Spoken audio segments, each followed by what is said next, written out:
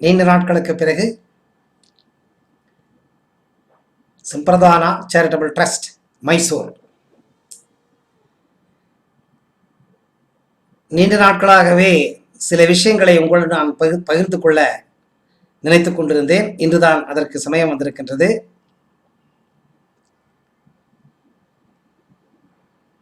இந்தியாவிலும் தமிழ்நாடு, கர்நாடகம், ஆந்திரா, கேரளம் ஆகிய மாநிலங்களில் joy of life freedom workshop பயிற்சி வகுப்புகள் நடந்து வருகின்றன. அதை போலவே சில வெளிநாடுகளிலும் நான் பாடங்களை நடத்தி கொண்டு வந்திருக்கின்றேன். எனக்கு தெரிந்த சில நம்பிக்கையான சேனல்களின் மூலமாக சில செய்திகள் என் காதுக்கு வந்து விழுந்திருக்கின்றது. ஒரு பயிற்சி என்பது ஒரு நன்றாக பயிற்சியை கற்று தேறிய ஒரு வல்லுநரால் நடத்தப்படும் ஒரு வகுப்பு. இந்த பயிற்சியை நடத்த வேண்டும் என்றால் சாதனை புரிந்திருக்க வேண்டும். ஒரு மாசமோ 2 மாசமோ 1 வருஷமோ 10 வருஷமோ நீங்க இப்ப 1வது வகுப்புல இருந்து 10வது வகுப்பு வரணும்னா எடுப்பிலேயே 10வது வகுப்பு பரீட்சை எழுத முடியாது. 1வது வகுப்பு, 2வது வகுப்பு, 3வது வகுப்பு, 4வது வகுப்பு, 5வது வகுப்பு படிப்படியா படிக்கட்டை ஏறின பின்னாடிதான் நீங்க 10வது வகுப்புக்கு வர முடியும். 10வது வகுப்புக்கு நீங்க வந்தாதான் கல்லூரியில் போய் சேர்ந்து படிக்கிறதுக்கு அருகதை கிடைக்கும் உங்களுக்கு. அந்த மாதிரி இந்த வித்தைகளை எங்கோ யாரோ ஒருத்தர் சொல்லி கொடுக்குறாருன்னு கத்துக்கிட்டு அரைகுறையா கத்துக்கிட்டு இருக்கிற இந்த விஷயத்த நான் எல்லா விஷயத்தையும் கத்துக்கிட்டேன், எனக்கு தெரிஞ்சிருச்சு அப்படிங்கிற அகங்காரத்தினால நீங்க கத்துக் கொடுக்க போனீங்கன்னா கண்டிப்பா ஒண்ணு நீங்க சரியா கத்துக்கலங்கிறது தெரிய வந்துடும்.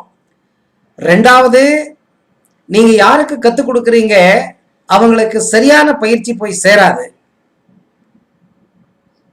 இது 2. 3வது பயிற்சிகள் சரியா பண்ணாம போனீங்கன்னா அதனுடைய விபரீதங்கள், விளைவுகள் யார் அந்த பயிற்சியை பண்றாங்க அவங்களுக்கு ஏற்படும். எஸ்பெஷலி இந்த பிராணாயாமங்கள் எல்லாம் சரியா பயிற்சி பண்ணி அதுல ஒரு உன்னத மட்டத்தை அடைந்தவர்களால் தான் சரியாக கற்றுக் கொடுக்க முடியும். அதை விடுத்து ஏதோ யாரிடத்திலோ எங்கேயோ கத்துக்கிட்டு மத்தியில நாம சொல்லி கொடுத்ததையும் சேர்த்து ஏதோ ஒரு கோர்ஸ்ன்னு பண்ணி வெளியில அதை ஜனங்களுக்கு சொல்லிக் கொடுக்க போனீங்கன்னா ஒண்ணு உங்க பேரு கெட்டு போயிடும். 2வது நீங்க யாருக்கு என்ன சொல்லி கொடுக்குறீங்க அதனுடைய பிரதிபலன் அவங்களுக்கு கிடைக்காது. 3வது கத்துக்கிட்டு பயிற்சி பண்றதுனால ஏற்படும் விளைவுகள், விபரீத விளைவுகளுக்கு ஆளாவீர்கள். இத மனசுல வச்சுக்கோங்க. நான் யாரையும் செப்பரேட்டா ஒரு வர்க்கத்தையோ ஒரு பர்டிகுலர் நபரையோ குறிச்சு பேசலைங்க.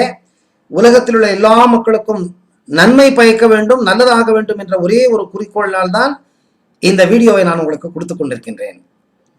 ஆன்மீகத்தில் வந்த பின்னால் யாருமே பகைவர் இல்லை, எல்லாரும் நண்பர்கள் தான். ஏதோ பாடம் சொல்லி கொடுக்குறப்ப வகுப்புல ஏறக்குறைய பேசியிருக்கலாம், தவறான பாவனைகள் உங்களுக்கு வந்திருக்கலாம். அதெல்லாம் வச்சுக்க கூடாதுங்க, மறந்துடணும். ஆன்மீகங்கிற ஒரு படிக்கட்ட ஏற ஆரம்பிச்ச பின்னாடி இந்த விருப்பு, வெறுப்பு, பகைமை இதெல்லாம் இருக்கக்கூடாது. இன்னொன்னு நேர்மை ரொம்ப ரொம்ப இம்பார்ட்டன்ட்.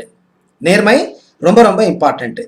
இன்னும் எனக்கு தெரிஞ்சு இந்த மாதிரி ஜனங்களுக்கு சேவை பண்ணணும் அப்படின்னு நினைக்கிறவங்களுக்கு நாங்க ஒரு ஆப்பர்ச்சுனிட்டி கொடுத்துருக்கோம். என்னன்னு கேட்டீங்கன்னா இந்த சம்பிரதானா சேரிட்டபிள் ட்ரஸ்ட் மூலியமா